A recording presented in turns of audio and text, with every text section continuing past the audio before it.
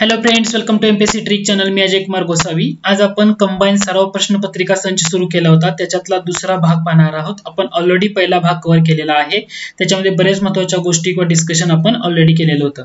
तर आज आपण या लेसन मध्ये बऱ्याच अशा महत्त्वाचे पॉईंट किंवा प्रश्न जे येणाऱ्या कंबाईन पूर्व परीक्षेला तुम्हाला उपयोग होईल अशा अनुषंगाने पाहणार आहोत. तर आज आपण आपल्या लेसनला सुरुवात करूया. दुसरी एक महत्त्वाची अपडेट म्हणजे तुम्ही माझ्या अनअकॅडमी प्लॅटफॉर्मवर फ्री लर्निंग स्पेशल क्लास जो असतो तर दररोज दुपारी 2 वाजता आणि रात्री 9 वाजता असतो. तो तुम्ही नक्की पहा. त्याच्या लिंक आहेत ना तर ते मी तुम्हाला डिस्क्रिप्शन बॉक्स मध्ये देतो. त्या लिंक ओपन केल्यानंतर नोटिफाय मी या ऑप्शनवर क्लिक करा आणि म्हणजे जेव्हा काही माझं लेक्चर सुरू होईल तेव्हा तुम्हाला त्याचं नोटिफिकेशन भेटत राहील. दुसरी गोष्ट लक्षात घ्या, मी युट्यूबवर जे प्रश्नसंच घेतोय आणि अनअकॅडमीवर जो घेतोय ते दोन्ही वेगवेगळे आहेत. म्हणजे तुम्हाला डबल फायदा त्याचा होऊ शकतो. युट्यूबवरचे प्रश्न हे अनअकॅडमीला आपण रिपीट करत नाहीत. त्यामुळे त्या दोन्ही गोष्टींचा तुम्ही नक्की फायदा घ्या. तुम्हाला ते दोन्हीही फ्री ऑफ कॉस्ट आहे. तर आज आपण आपल्या लेसनला ऍक्च्युअली सुरुवात करूया. पहिला लेसन आपला आजचा प्रश्न आहे तो म्हणजे प्रार्थना समाजाच्या संदर्भात. प्रार्थना समाजानं धर्म सुधारण्याचं महत्त्वाचं कार्य केलं होतं.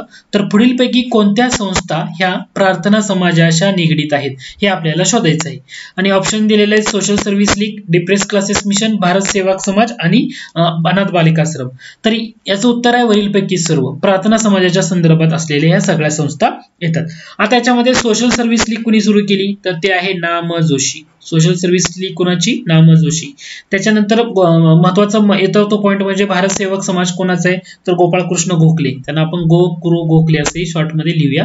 गोपाळकृष्ण गोखले भारत सेवक समाज. त्याच्यानंतर अनाथ बालिकाश्रम कुठं सुरू झालं असं जर तुम्हाला विचारलं तर तुमचं उत्तर असायला पाहिजे पंढरपूर. अनाथ बालिकाश्रम कुठं सुरू झालं तर ते पंढरपूर या ठिकाणी सुरू झालं होतं. त्याच्यानंतर डिप्रेस क्लासेस मिशन कोणी सुरू केलं तर महर्षी वी. रा. शिंदे यांनी सुरू केलं होतं. विठ्ठल रामजी शिंदे यांनी डिप्रेस क्लासेस मिशनची स्थापना केलेली होती. ते एक महत्वाचा पॉइंट आहे. तर या सर्व गोष्टी तुम्हाला पाहता येतील. प्रार्थना समाज म्हटल्यानंतर 1867 कुठं? मुंबईला प्रार्थना समाज सुरुवातीला स्थापन झाला तर मुंबईला 1867. हे तुम्ही सांगू शकता. दादोबा पांडुरंग, आत्माराम पांडुरंग किंवा भाऊ महाजन पद्धतीच्या संदर्भामध्ये होते. नंतर त्याच्यामध्ये कोण कोण आलं तर राघव भांडारकर हे सुद्धा आले होते. नंतर ऍड झालेले व्यक्तीमध्ये येतात. राघव भांडारकर हे नाव खूप महत्वाचं आहे. त्याच्यानंतर मग त्यानंतर चंदावरकर पण येतात. रानडेंचा पण थोडासा सहभाग तुम्हाला पाहायला मिळतो. आता प्रार्थना समाजाच्या तत्वांचा प्रसार कोणत्या पत्रामधून करण्यात आला तर ते होतं सुबोध पत्रिका. सुबोध पत्रिका सुद्धा खूप महत्वाचा आहे. प्रार्थना समाजाच्या तत्वांचा प्रसार या सुबोध पत्रिकामधून करण्यात आलेला होता. ओके, एवढ्या गोष्टी तर ऍटलीस्ट लक्षात घ्या. पुढचा प्रश्न हा प्रश्न क्रमांक 33. महाराष्ट्रातील एका समाज सुधारकाचं पुढे वर्णन दिले, त्यावरून ते समाज सुधारक कोण हे आपल्याला ओळखायला सांगितले. 4 सेंटेन्स दिलेले आहेत. पहिल्यांदा पहा, त्यांच्यावर जॉन मिल, ऑगस्ट कांट व हर्बर्ट स्पेन्सर यांचा विचारांचा प्रभाव होता. त्यानंतर दुसरं स्टेटमेंट आहे वाक्य मीमांसा. ह्याच्यावरून तुम्हाला लगेच कळेल. वाक्य मीमांसा किंवा वाक्याचं पृथक्करण या ग्रंथाचं त्यांनी लेखन केलं. देशी भाषा युनिव्हर्सिटीच्या अभ्यासक्रमात समावेश करण्यात यावे यासाठी त्यांनी विद्यापीठांच्या अनेक अर्ज केले होते. उत्सव आणि यज्ञविधीमध्ये होणाऱ्या ज्या पशुहत्या त्याच्यावर त्यांनी प्रहार केला होता. तर याचं जे उत्तर येतं ते आहे गोपाळ गणेश आगरकर. तुम्हाला ह्या गोष्टीवरून समजायला पाहिजे होतं. वाक्य मीमांसा किंवा वाक्याचं प्रत्ययकरण या ग्रंथाचं लेखन कोणी केले? गोपाळ गणेश आगरकर. गोपाळ गणेश आगरकर यांच्यावर John mill, August can't, Herbert Spencer यांच्या विचारांचा प्रभाव होता. त्यांचं महत्वाचं वृत्तपत्र म्हटलं की आपल्याला सुधारक लक्षात येतं किंवा माहित असतं. त्याचबरोबर न्यू इंग्लिश स्कूलची स्थापना जी पुण्याला झाली त्याच्यामध्ये ते पुढे होते. केसरी मराठाच्या स्थापनेमध्ये. दुसरं म्हणजे डेक्कन एज्युकेशन सोसायटी याच्या संदर्भात सुद्धा गोपाळ गणेश आगरकर येतात. Deccan education society. ओके, तर हा एक पॉइंट तुम्हाला जाता माहित असू द्या. त्यानंतर पुढचा प्रश्न आहे 1857च्या उठावावेळी महाराष्ट्रातील जनतेनं ब्रिटिशांविरुद्ध उठाव केले. त्यामध्ये काही पुढे उठावकार व त्यांचे उठावांचे प्रदेश दिलेले आहेत. आणि आपल्याला काय सांगितलंय की योग्य जोड्या कोणत्या आहेत ते आपल्याला शोधायला सांगितले. पहिलं बघा, भगवंतराव निलकंठराव. भगवंतराव निलकंठराव म्हणले जोडी दिल्याचे जमखिंडी संस्थान येतं का? नाही. नाशिक मधलं पेठ हे संस्थान आहे. त्या ठिकाणी भगवंतराव निलकंठराव हे उठावकर्ते होते. त्यामुळे हे इथे यायला पाहिजे. आप्पासाहेब पटवर्धन हे जमखिंडी संस्थानचे होते. त्यामुळे हे इथे यावं लागेल. म्हणजे पहिलं पण चुकीचं आहे आणि दुसरं पण चुकीचं आहे. फक्त इंटरचेंज करून दिलेलं आहे. त्याच्यानंतर कजार सिंग खानदेश हे बरोबर येतं. शंकरशाह सातपुडा हे बरोबर येतं. म्हणजे विचारलं की योग्य जोडी कोणती तर तुमचं उत्तर असणार पर्याय क्रमांक 4. हे लक्षात घ्या. पेठचा जो राजा होता भगवंतराव निलकंठराव यांनी नाशिकमध्ये उठाव केला होता. यातल्या कोळी लोकांनी हर्सुलच्या बाजारात लूट केली होती. कोळी लोक हर्सुलचा बाजार हे एक लक्षात तुम्ही इथं ऍडिशनल म्हणून लक्षात ठेवू शकता. हर्सुलचा बाजार. ओके. त्याच्यानंतर जमखिंडीचे जे राजे होते अप्पासाहेब पटवर्धन, तर त्यांनी शस्त्रास्त्र व दारुगोळा किल्ल्यात साठवला होता, परंतु इंग्रजांना संशय आला आणि त्यांना ते पकडले गेलेले होते. त्यानंतर पुढचा प्रश्न आहे की पुढीलपैकी कोणत्या पत्रिकेने 1879 मध्ये लिहिलेल्या लेखात देशप्रेमाने ओथंबलेला हिमालयासारखा उत्तुंग महापुरुष असा वासुदेव बळवंत फडके यांचा गौरवपूर्ण उल्लेख केला होता? तर ते वृत्तपत्र होतं केसरी मराठा काय? तर उत्तर आहे अमृत बाजार हे वृत्तपत्र होतं. केसरी मराठा म्हटल्यानंतर 1881 काळ आहे, त्या काळात त्यांनी झालेलं आहे, त्यामुळे ते उत्तर येणार नाही. कलकत्ता जर्नल म्हटले. कलकत्ता जर्नल कधी स्थापन आहे? 1818 सालचं आहे कलकत्ता जर्नल. आणि कलकत्ता जर्नल मध्ये महत्वाची व्यक्ती कोण येते? तर त्या व्यक्तीचं नाव आहे जे एफ बकिंगहॅम. हे काय येतात? कलकत्ता जर्नलच्या संदर्भामध्ये व्यक्ती येतात. बकिंगहॅम हे कलकत्ता जर्नलच्या संदर्भामध्ये 1818 साली, त्यामुळे ते येणार नाही. अमृत बाजार पत्रिका कधी सुरू झालं होतं? अमृत बाजार पत्रिका हे 1868च्या रेंज मध्ये सुरू झालेलं आहे. याच्यामध्ये ना दोन व्यक्ती येतात. एक येते शिरीष कुमार. काय व्यक्ती येते? शिरीष कुमार. आणि दुसरी व्यक्ती आहे त्याच्यामध्ये मोतीलाल घोष. कोणती आहे? मोतीलाल घोष. शिरीष कुमार आणि मोतीलाल घोष. तर हे एक तुम्हाला जाता फक्त पॉईंट माहित असू द्या. परीक्षेसाठी लक्षात ठेवा की वासुदेव बळवंत फडके यांचा गौरवपूर्ण उल्लेख कोणी केला होता? तर अमृत बाजार पत्रिकेने केला होता. देशप्रमाणे ओथंबलेला हिमालयासारखा उत्तम महापुरुष असं 1879 मध्ये. तर हे मी सगळं डिस्कस सांगितलं तुम्हाला. कलकत्ता जर्नल कोणाचं, अमृत बाजार कोणाचा, मराठा कोणाचा, मराठा केसरी 1881 रेंज हे तर तुम्हाला माहित असेलच. त्यानंतर पुढचा प्रश्न पहा. मुस्लिम समाजातील अज्ञान, अंधश्रद्धा, अनिष्ट रूढी नष्ट व्हाव्या म्हणून मुस्लिम धर्म सुधारणा चळवळी भारतात सुरू करण्यात आल्या. त्याबाबतच्या जोड्या लढवायला सांगितलेल्या आहेत. याच्यामध्ये सरळ प्रश्न दिलेत. अ गटामध्ये सुधारक आहेत, ब गटामध्ये त्यांनी काय कार्य केलं त्याच्या संदर्भामधला हा प्रश्न आहे. पहिल्यांदा बघा अब्दुल लतीफ. अब्दुल लतीफ म्हटल्यानंतर द मोहम्मेडन लिटररी सोसायटी हे येतं. Syed Ahmad Khan Mohammedan Anglo Oriental college हे येतंय. Syed Ameer Ali central national Mohammedan association येतं. आणि शाह वलीउल्लाह हे काय येतात? तर वहाबी चळवळीच्या संदर्भामध्ये येतात. म्हणजे सरळ पर्याय काय येणार आहे? पर्याय क्रमांक 1 तुमचं अचूक उत्तर येणार आहे. लक्षात ठेवताना हेच लक्षात ठेवायचं. बऱ्याच वेळा फसतो कुठं सांगतो तुम्हाला. एमपीएससी मध्ये किंवा आपण अभ्यास करताना बऱ्याच ठिकाणी एका गोष्टीमध्ये फसतो किंवा आपली चूक होते. तर ती चूक कशामध्ये होते? तर द मोहम्मेडन लिटररी सोसायटी मध्ये होते. द मोहम्मेडन लिटररी सोसायटी म्हटल्यानंतर तुम्हाला अब्दुल लतीफच नाव लक्षात यायला पाहिजे. बऱ्याच वेळा कन्फ्युजन मध्ये आपण सर सय्यद अहमद खानचं नाव जोडलं जातं, कारण मोहम्मेडन आणि द मोहम्मेडन अँग्लो ओरिएंटल कॉलेज जर म्हटलं तर ते येतं सय्यद अहमद खान. आणि सेंट्रल नॅशनल मोहम्मेडन असोसिएशन जर म्हटलं तर ते येतं सय्यद आमिर अली. हा पॉईंट ना खूप महत्वाचे आहेत. हे चारीचे चारी घटक तुम्ही लक्षात ठेवा. शाह वलीउल्लाह वहाबी चळवळ आपल्याला लक्षात येईल, परंतु हे पहिल्या 3 मध्ये तुम्हाला लक्षात ठेवावं लागेल. The Mohammedan literary society Abdul Latif, the Syed Ahmad Khan Mohammedan Anglo Oriental college, Syed Ameer Ali central national Mohammedan association हे त्याच्यामध्ये येतं. ओके. तर ह्या गोष्टी तुम्हाला थोड्याशा लक्षात ठेवायच्या आहेत. आता अब्दुल लतीफ यांचं जे सुरू करण्यात आलेलं पहिला मग गोष्ट थोडंसं आपण त्याच्यावर अनालिसिस करू. अब्दुल लतीफ यांनी जे सुरू केलेलं महत्वाचे होतं ते म्हणजे मोहम्मेडन लिटररी सोसायटी. ह्याच्यामध्ये महत्वाचं काय, यांनी कशाचा पुरस्कार केला होता? तर पाश्चिमात्य शिक्षणाचा पुरस्कार केला होता. पाश्चिमात्य शिक्षणाचा पुरस्कार केलेला आहे. याच्यामध्ये हे लक्षात होतं. म्हणजे इस्लामिक शिक्षण तर द्यायचंच, पण त्याच्याबरोबर पाश्चिमात्य शिक्षणावर फोकस केला होता. त्यानंतर मोहम्मेडन अँग्लो ओरिएंटल कॉलेज बघितलं तर याचं पुढे रूपांतर कशामध्ये झाले? तर अलीगड मुस्लिम विद्यापीठ. अलीगडचं जे मुस्लिम विद्यापीठ आहे त्याच्यामध्ये याचं रूपांतर झालेलं आहे. अलीगड मुस्लिम विद्यापीठामध्ये याचं रूपांतर झाले. त्याच्यानंतर तिसरा येतो तो म्हणजे सेंट्रल नॅशनल मोहम्मेडन असोसिएशन. तर मुस्लिमांना इंग्रजी आणि धर्मनिरपेक्ष शिक्षणाचा पुरस्कार यांनी केला होता. म्हणजे इंग्रजी आणि धर्मनिरपेक्ष शिक्षण कसं देता येईल याच्यासाठी या सेंट्रल मोहम्मेडन नॅशनल असोसिएशननं पुढाकार घेतलेला होता. इंग्रजी आणि धर्मनिरपेक्ष शिक्षण कसं देता येईल. आणि जे वहाबी चळवळ आहे याच्यामध्ये महत्वाचं म्हणजे मुस्लिमांना एकत्र आणणं गरजेचं आहे आणि एक राजकीय चळवळ बनवण्याचं कार्य या वहाबी चळवळीनं केलेलं होतं. आय होप हा तुमचा पॉईंट क्लिअर झाला असेल. त्यानंतर पुढचा प्रश्न पहा. 28 डिसेंबर 1885 रोजी मुंबईतील गोकुळदास तेजपाल संस्कृत शाळेमध्ये भारतीय राष्ट्रीय सभेची किंवा काँग्रेसची स्थापना झाली. त्यासाठी देशाच्या निरनिराळ्या भागातून प्रतिनिधी आले होते. या अधिवेशनाला बॉम्बे प्रेसिडेन्सी मधील किती प्रतिनिधी हजर होते असं विचारलेलं आहे. आणि याचं उत्तर जर बघितलं तर तुम्हाला त्याचं उत्तर द्यावं लागेल. तर उत्तर पहिल्यांदा बॉम्बे प्रेसिडेन्सी मध्ये किती उत्तर होते? तर त्याचं अचूक उत्तर येतं ते म्हणजे 38 प्रतिनिधी याच्यामध्ये हजर होते. 28 डिसेंबर 1885 ला मुंबईला स्थापना झाली. अध्यक्ष होते उमेशचंद्र बॅनर्जी. बॉम्बे प्रेसिडेन्सी मधले 38 होते. त्यानंतर 21 प्रतिनिधी जे होते 21 प्रतिनिधी तर ते मद्रास प्रेसिडेन्सी मधून आलेले होते. 21 प्रतिनिधी मद्रास प्रेसिडेन्सी मधून. बंगाल प्रेसिडेन्सी मधून 3 प्रतिनिधी हजर होते. वायव्य प्रेसिडेन्सी अवध जो भाग आहे त्याच्यामधून 7, पंजाब मधून 3 आहे.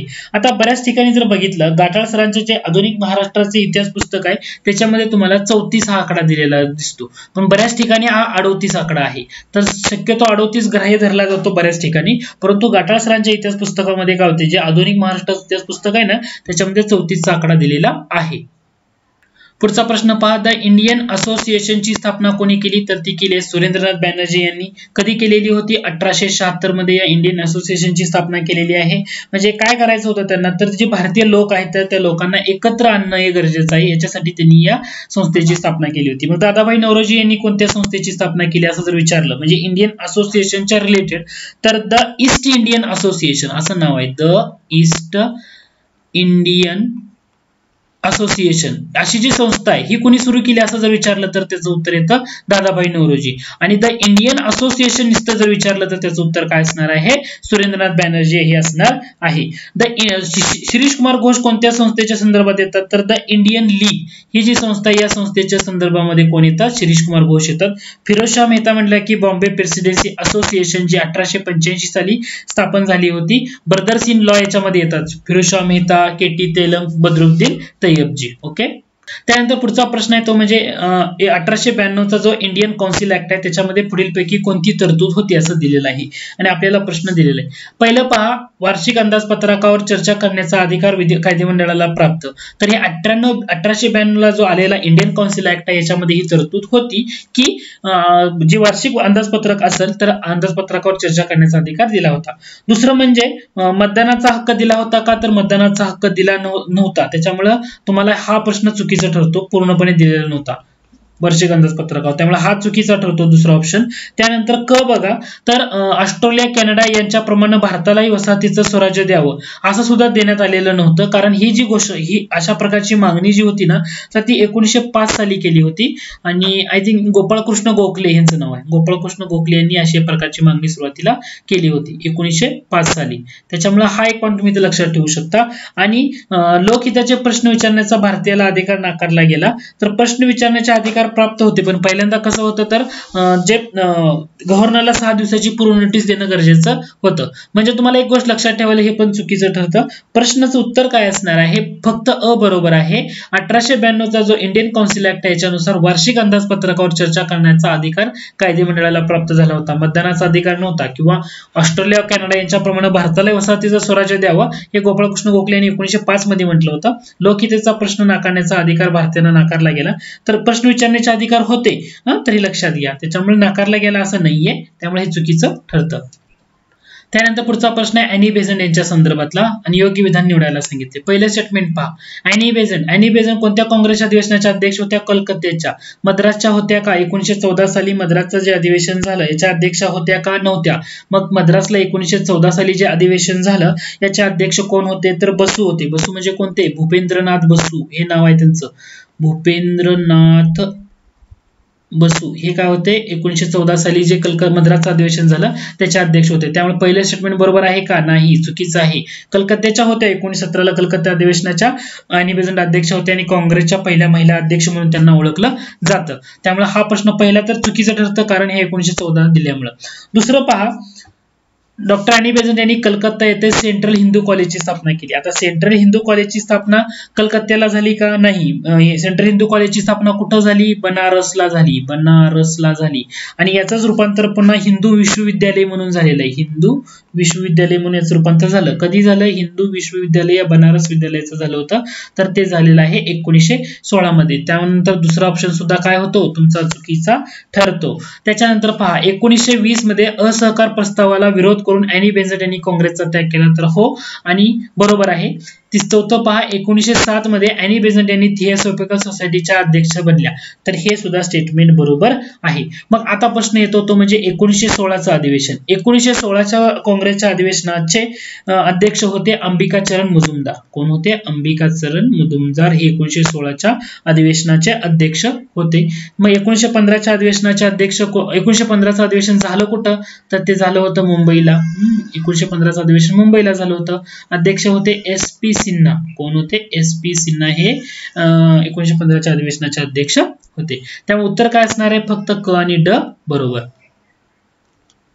पुढचा प्रश्न पहा, विधाने विचारात घ्या आणि योग्य विधान निवडायला सांगितले. पहिलं स्टेटमेंट आहे 1905च्या राष्ट्रीय सभेचे अध्यक्ष नामदार गोखले होते. म्हणजे गोपाळकृष्ण गोखले बनारसला जे अधिवेशन झालं 1905 ला त्या अधिवेशनाचे अध्यक्ष होते. त्यामुळे पहिलं स्टेटमेंट तर तुमचं डेफिनेटली बरोबर आहे. आणि ऍक्च्युअली बंगालची फाळणी रद्द करावी हा सुद्धा मागणीचा ठराव या अधिवेशनात मंजूर करण्यात आला. याच्यामधून जहाल आणि मावळा याच्याचे मतभेद हळूहळू वाढत गेलेले होते. दुसरं म्हणजे 1905च्या राष्ट्रीय सभेच्या अधिवेशनामध्ये स्वराज्य स्वदेशी बहिष्करण राष्ट्रीय शिक्षण ही चतुसूत्री राष्ट्रीय सभेने स्वीकारली. 1905 ला स्वीकारले का? नाहीये, म्हणजे हे चुकीचं ठरतं. मग कधी स्वीकारली आहे? 1906चं अधिवेशन. 1906चं अधिवेशन कुठं पार पडलं? तर ते कोलकाताला अधिवेशन पार पडलं. आणि याचे अध्यक्ष कोण होते? तर अध्यक्ष होते दादाभाई नौरोजी. म्हणजे अ आणि क हे तुमचं बरोबर असणार आहे, ब चुकीचं ठरतं येतं. ओके. त्यानंतर पुढचा प्रश्न पहा, वंगभंग आंदोलन प्रभावी जन आंदोलन बनल्यानंतर ब्रिटिश सरकारनं आंदोलन दडपण्याचं धोरण स्वीकारलं. मग आंदोलन दडपण्याकरता ब्रिटिशांनी कोणत्या गोष्टींचा स्वीकार केला असं आपण म्हटलेलं आहे. तर त्यांनी काय केलं होतं? तर सार्वजनिक सभावर कायद्यानं बंदी घातलेली होती. जे वृत्तपत्र आहे त्यांच्यावर सुद्धा बऱ्याच ठिकाणी निर्बंध घातलेले पाहायला मिळतात. दुसरं म्हणजे जेव्हा सरकारवर टीका झाली तर त्या प्रकारचे छापखाने सुद्धा रद्द केलेले तुम्हाला पाहायला मिळतील. परंतु प्रांतिक कायदेमंडळाच्या निवडणुकांवर बहिष्कार टाकणाऱ्यांना शिक्षा या वंगभंग आंदोलन तर झाले आहे का? तर नाहीये. अशा प्रकारे ती शिक्षा झालेली नाही. त्यामुळे ड तर चुकीचं ठरते. उत्तर असणार आहे अ, ब, क. म्हणजे याच्यामध्ये इंडियन प्रेस ऍक्ट म्हणून जो महत्वाचा येतो 1910 सालचा इंडियन प्रेस ऍक्ट तो सुद्धा तिथं करण्यात आला होता. कुठला? Indian press act. ओके, हा पहिला पॉइंट कन्सिडर करा. त्याच्यानंतर न्यूजपेपर ऍक्ट सुद्धा होता. म्हणजे जो एक्सप्लोजिव्ह सबस्टन्सेस ऍक्ट म्हणून जो 1908चा कायदा आहे तो सुद्धा त्यामध्ये महत्वाचा चर्चेत आहे. पुढचा प्रश्न आहे ऑल इंडिया मुस्लिम लीग याच्याविषयी पुढील विधाने विचारात घ्या आणि अयोग्य विधान निवडायला सांगितलेलं आहे. पहिलं बघा, ऑल इंडिया मुस्लिम लीगची स्थापना ढाका येथे 1906 ला झाली. तर हो, ढाकाला 1906 ला झाली. नवाब सलीमुल्लाह हे लीगच्या संस्थापकांपैकी एक होते. तर हो होते, ते बरोबर आहे. ढाका एज्युकेशन कॉन्फरन्स असं त्याला म्हटलं जातं. याच्या संस्थापकामध्ये कोण कोण येतो माहितीये का? आगा खान हे एक नाव महत्वाचं आहे. आगा खान हे एक नाव लक्षात ठेवायचं आहे. त्याच्यानंतर नवाब सलीमुल्लाह हे तर ऑलरेडी आपण इथं डिस्कस केलेलंच आलेलंच आहे. त्याच्यानंतर आणखी एक महत्वाचं नाव येतं ते म्हणजे मोहसिन उल मुल्क. मोहसिन नाव लक्षात घ्या, मोहसिन उल मुल्क असं नाव येतं. मोहसिन उल मुल्क हे पण त्या संस्थापकांपैकी एक येतात. आणि आणखी एक नाव आहे वकार उल मुल्क. ओके, हे चार नाव लक्षात ठेवायची. जे ऑल इंडिया मुस्लिम लीगची स्थापना झाली त्याच्यामध्ये आगा खान, त्यानंतर नवाब सलीमुल्लाह, मोहसिन उल मुल्क आणि वकार उल मुल्क हे महत्वाची चार नाव संस्थापकांपैकी लक्षात ठेवायची आहे. पुढचं पहा, अयोग्य विधान ओळखायला सांगितलेलं आहे आपल्याला. त्यांनी लीगच्या लंडन शाखेचे नेते मोहसिन उलूक होते. तर होते का? तर लंडन शाखा जी स्थापन करण्यात आली होती ना, तर या लंडन शाखेचे संस्थापक किंवा अध्यक्ष कोण होते? तर ते होते सय्यद अमीर अली. सय्यद अमीर अली कोण होते? लंडन शाखेचे अध्यक्ष कोण होते? तर सय्यद अमीर अली होते. मोहसिन उलूक हे संस्थापकांपैकी एक होते. त्यामुळे सय्यद अमर अली हे लंडनला जी शाखा स्थापन झाली ऑल इंडिया लीगची तर त्याचे अध्यक्ष होते. हे लक्षात ठेवायचं हे नाव सुद्धा. अगोदरच्या प्रश्नामध्ये पण सय्यद अमीर अली एका ठिकाणी जोड्या लावामध्ये आलेला आहे. त्याच्यानंतर लीगच्या उद्देशामध्ये ब्रिटिशांशी एकनिष्ठ राहणे देखील होते. तर होय, ब्रिटिशांशी एकनिष्ठ राहणं तर होतच. मुस्लिमांचं हक्क जोपासणं, धार्मिक सलोखा वाढवणं ह्या गोष्टी होत्या त्याच्यामध्ये. उच्चारलंय काय? अयोग्य विधान कोणतं? पर्याय क्रमांक 3 ही अयोग्य आहे. कारण लीगच्या लंडन शाखेचे अध्यक्ष मोहसिन उल मुल्क हे नसून सय्यद अमीर अली हे होते, हे लक्षात घ्या. पुढचा प्रश्न पहा, होम रूल चळवळीबाबतची विधानं बघायची आणि आपल्याला योग्य विधान निवडायचं आहे. पहिलं स्टेटमेंट आहे होम रूल चळवळ ॲनी बेझंट आणि लोकमान्य टिळक यांचा समावेश होता. बरोबर आहे. दुसरं म्हणजे लोकमान्य टिळकांनी जी स्थापन केलेली होम रूल लीग होती याचे अध्यक्ष होते जोसेफ बॅप्टिस्टा. हे सुद्धा बरोबर आहे. हे नाव लक्षात ठेवा. एकदा परीक्षेला प्रश्न विचारला होता हे जहाल आहेत की मावळ आहेत? जहाल आहेत की मवाळ आहेत असं विचारलं होतं. तर हे लक्षात घ्या, जर टिळकांच्या स्थापन केलेल्या होम रूल लीगचे अध्यक्ष असतील तर हे ऑटोमॅटिकली जहाल असणार आहेत. त्यानंतर होम रूल चळवळीने निर्माण केलेल्या संघटनात्मक संरचनेचा वापर गांधीजींनी आपल्या सुरुवातीच्या सत्याग्रहामध्ये झाला. गांधीजींना झाला का, तर हो, त्याच्यामध्ये झालेला आहे. आणि होम रूल लीगची शाखा अमेरिकेतल्या सॅन फ्रान्सिस्को इथे निघाली. तर निघाली का, तर हो, ती तिथं निघालेली आहे. अॅनी बेझंट आणि लोकमान्य टिळक यांचं महत्वाचं कार्य आहे त्याच्यामध्ये. आणि जी 1916 मध्ये झालेली आहे ती. आणि सॅन फ्रान्सिस्को मध्ये ही सुद्धा शाखा निघालेली आहे. पुढचा प्रश्न पहा. पुढे काही विधाने दिली आहेत, त्याच्यावरून आपल्याला क्रांतिकारक कोणता तो ओळखायला सांगितलंय. पहिला आहे, त्यांनी युगांतर या बंगाली साप्ताहिकाची स्थापना 1906 मध्ये केली. त्यांनी भवानी मंदिर ही पुस्तिका क्रांतिकारकांचे संघटन करण्यासाठी 1905 मध्ये लिहिली. आणि 1908 चा जो अलीपूर बॉम्ब खटला आहे त्यामध्ये त्यांना दोषी ठरवले गेलं. तर व्यक्ती कोण हे तुम्हाला विचारलेलं आहे. तर याचं उत्तर आहे ते म्हणजे बारिंद्र कुमार घोष. बारिंद्र कुमार घोष हे युगांतर सुरू करण्यामध्ये 1906 ला त्याची स्थापना आहे, हे लक्षात राहू द्या. भवानी मंदिर ही पुस्तिका 1905 ला कोणी लिहिली, तर हे सुद्धा बारिंद्र कुमार घोषच आहेत. आणि 1908 चा जो अलीपूर बॉम्ब खटला याच्यामध्ये सुद्धा यांना दोषी ठरवण्यात आलेलं होतं. मग सचिंद्रनाथ सन्याल यांच्याबद्दल काय, तर यांची कादंबरी एक महत्वाची आहे, तर ती तुम्हाला लक्षात येते का, बंदी जीवन नाटक. बंदी जीवन बंगाल, ओके, बंगालमध्ये. त्याच्यानंतर तारकानाथ दास तिसरा ऑप्शन दिलेला आहे. तर तारकानाथ दास म्हटल्यानंतर फ्री हिंदुस्तान हे लक्षात ठेवायचंच आहे. फ्री हिंदुस्तान, तारकानाथ दास. व्हँक्युअर, कॅनडा या ठिकाणी त्यांनी सुरुवात केली होती. कुठं, कॅनडा मधलं व्हँक्युअर हे ठिकाण आहे. कॅनडा मधलं कोणतं ठिकाण आहे, व्हॅनकुव्हर ठिकाण. हे एक लक्षात ठेवू शकता. त्याच्यानंतर ब्रह्मबांधव उपाध्याय हे एक नाव नवीन आलेलं आहे. तुम्हाला याच्याबद्दल माहित असेल तर नक्की सांगतो मी तुम्हाला. 1906 ला बंगालमध्ये जे संध्या सुरू करण्यात आलं होतं, बंगालमध्ये संध्या वृत्तपत्र, तर त्याच्या रिलेटेड ही व्यक्ती येते, ब्रह्मबांधव उपाध्याय. त्याच्यामुळे सचिंद्रनाथ सन्याल म्हटलं की बंदी जीवन, व ब्रह्मबांधव उपाध्याय म्हटलं की संध्या 1906 बंगाल, तारकानाथ दास म्हटलं की फ्री हिंदुस्तान कॅनडा व्हॅनकुव्हर, आणि बारिंद्र कुमार घोष म्हटलं की युगांतर 1906, भवानी मंदिर 1905 आणि 1908 चा अलीपूर बॉम्ब खटला. त्यानंतर पुढचा प्रश्न पहा. महाराष्ट्रात अनेक गुप्त कार्यकारी संघटना कार्यरत होत्या. पुढे गुप्त कार्यकारी संघटना व त्यांचा प्रदेश दिला आहे आणि आपल्याला काय सांगितलंय की योग्य जोडी जुळवायला सांगितलेली आहे. आता बघा, नागपूरला चापेकर क्लब होता का, पहिलं सांगायचं. त्यानंतर कोल्हापूरला आर्य बांधव समाज होता का, आणि पुण्याला चापेकर क्लब. तर चापेकर क्लब हा पुण्याचा आहे हे आपल्याला डेफिनेटली समजतं. चापेकर क्लब हा कुठला होता, पुण्याचा होता. मग आता प्रश्न असा पडतो, नागपूरला काय होतं, तर नागपूरला काय होतं, आर्य बांधव समाज होता. नागपूरचा काय आहे, आर्य बांधव समाज. आणि कोल्हापूरचा जर बघितलं तर कोल्हापूरचा काय येतो, शिवाजी क्लब येतो. कोल्हापूरचा काय येतो, तर तो येतो शिवाजी क्लब. ओके, तर हे एक लक्षात ठेवायचा पॉइंट आहे तुम्हाला. म्हणजे उत्तर काय येणार, फक्त क बरोबर येणार आहे. तर हा एक पॉइंट आहे. त्याच्यानंतर शिवाजी क्लब मध्ये ना महत्वाची गोष्ट काय माहितीये का, तर तरुणांनो जागे व्हा, शस्त्र हाती घ्या, आणि लोकमान्य टिळकांना ज्यांना तुरुंगात टाकले त्यांच्यावरती वापरा, अशा प्रकारचं पत्र कुणी काढलं होतं, तर हे शिवाजी क्लबनं काढलेलं होतं. ओके. त्यानंतर पुढचा प्रश्न आहे तो म्हणजे सेनापती बापट यांच्या संदर्भामध्ये. सेनापती बापट यांच्यावर योग्य विधान निवडायला सांगितले. पहिलं लक्षात घ्या, सेनापती बापट यांनी बर्लिन येथे बॉम्ब बनवण्याचं तंत्र शिकलं. तर पॅरिसला पण गेले होते ते. त्याच्यानंतर सेनापती बापट यांनी 1914 नंतर सशस्त्र क्रांतीचा मार्ग सोडला आणि विधायक कार्याकडे ते वळले. बरोबर आहे का, तर हो. याचं उत्तर आहे फक्त. आता लक्षात काय घ्यायचं तुम्हाला, तर हे बर्लिनला गेले होते का, तर बर्लिनला गेलेले नव्हते. लक्षात घ्यायचं, बर्लिनला गेलेले होते का सेनापती बापट, तर बर्लिनला गेलेले नव्हते. तर हे पहिलं सेंटेन्स चुकीचं ठरतंय. बर्लिनच्या ऐवजी इथं काय पाहिजे होतं, पॅरिस पाहिजे होतं. काय पाहिजे होतं, पॅरिस. ते पॅरिसला गेले होते, त्यामुळे बर्लिन दिल्यामुळे पहिलं स्टेटमेंट काय होते तुमचं, चुकीचं ठरतंय. दुसरं पहा, 1914 नंतर ते विधायक कार्याकडे वळलेले होते, त्यामुळे दुसरं स्टेटमेंट बरोबर आहे. इंडिया हाऊसचे सदस्य म्हणून त्यांनी आपलं बरंचसं काम पाहिलेलं होतं. आता मूळचे कुठले होते, तर अहमदनगर मधलं पारनेर हे जे ठिकाण आहे, अहमदनगर मधल्या पारनेर या ठिकाणचे सेनापती बापट होते. तर त्यांचा एक महत्वाचा ग्रंथ आहे, कोण सांगू शकेल का, चैतन्य गाथा या नावाचा ग्रंथ आहे. कोणता ग्रंथ आहे, चैतन्य गाथा या नावाचा त्यांचा ग्रंथ आहे, चैतन्य गाथा. त्यानंतर फॉरवर्ड ब्लॉकचा जो मराठी शाखा आहे, त्या मराठी शाखेचे अध्यक्ष सुद्धा राहिलेले आहेत फॉरवर्ड ब्लॉकच्या. ओके. पुढचा प्रश्न आहे, काँग्रेसने 26 डिसेंबर 1920 ला डॅश डॅश येथील भारतीय राष्ट्रीय सभेच्या वार्षिक अधिवेशनामध्ये असहकार चळवळीला मान्यता दिली. तर ते नागपूरला एक अधिवेशन झालं होतं तिथं. आता तुम्ही लक्षात घ्या, 1920 चं जे कलकत्ता अधिवेशन आहे, 1920 ला एक कलकत्ता अधिवेशन झालं होतं. त्याच्यामध्ये ना जो चळवळीचा आराखडा आहे ना, आराखडा चळवळी कशी असेल त्याचा आराखडा मंजूर झाला. त्यानंतर नागपूर अधिवेशन जे झालं त्या नागपूर अधिवेशनामध्ये मान्यता देण्यात आली, काँग्रेसची मान्यता. नागपूर अधिवेशनामध्ये काय झालं, काँग्रेसची मान्यता होती. आराखडा मंजूर कुठं झाला, तर ते कलकत्ता अधिवेशनाला झाला.